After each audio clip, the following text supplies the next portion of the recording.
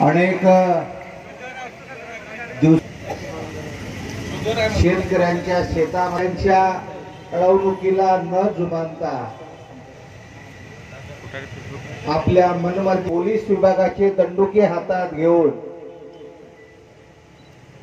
शेतकऱ्यावर झाडं होती, मोठी मोठी झाडं होती, ज्याचं बहुमूल्य उपविभागीय अधिकाऱ्यांना निवेदन केलं. ते राहून नेहमी लोकांना न्याय मिळवून देण्यासाठी, अन्यायग्रस्तांना न्याय मिळवून देण्यासाठी, वाचा पुरवण्यासाठी शेतामध्ये जबरदस्ती करत असताना टावर कंपनीकडून पुरस्तीला जाऊन शेतामध्ये स्वतः गेले, प्रत्यक्ष पाहण्या केल्या. जिल्हाधिकारी साहेबांनी उपस्थित शेतकऱ्यासमक्ष महाराष्ट्रामध्ये या निर्णयाला कुठेतरी बगल मिळाली पाहिजे.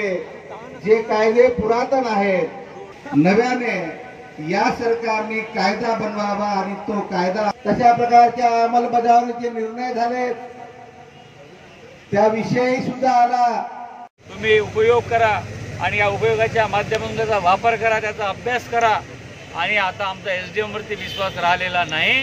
कलेक्टर साहेबांना मी विनंती केली की जे जे क्षेत्र बाधित आहे त्या भागात तुम्ही जा, स्वतः लक्ष द्या, मेळावे घ्या, कॅम्प घ्या आणि तिथे तुमच्या हाताने शेतकऱ्याला चेक वाटप करा. यासाठी हे आंदोलन आहे. याच्या व्यतिरिक्त त्याचा दुसरा उद्देश काहीच नाही की शेतकरी सुखावला पाहिजे. आपण बघतो की मोठ्या प्रमाणामध्ये शेतकऱ्यांनी आत्महत्या केली.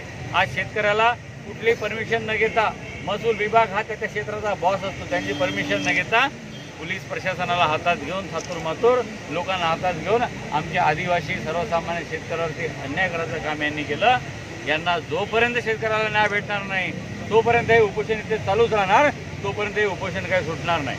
सत्ता जरी आपली असली, सत्तेत जरी मी शिवसेनेचा आमदार असलो, पण हा विभागाचं काम, ज्या विभागाच्या संदर्भामध्ये मी आंदोलन करतो, हे भाजपाच्या मंत्र्याचं काम आहे. त्यांची चुकी आहे. त्यांनी मला वारंवार आश्वासनं दिले पण त्या आश्वासनाचे पालन केलं नाही.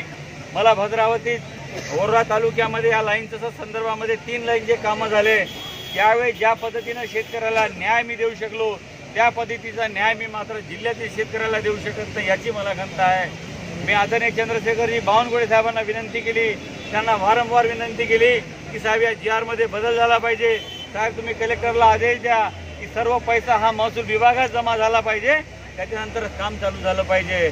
मी सत्तेतला आमदार जरी असला तर तिथे ज्या मंत्र्याचं चुकत असेल त्या मंत्र्याच्या विरोधात उभं राहून शेतकऱ्याच्या पाठीमागे उभं राहणं हे माझं कर्तव्य मी तुम्हाला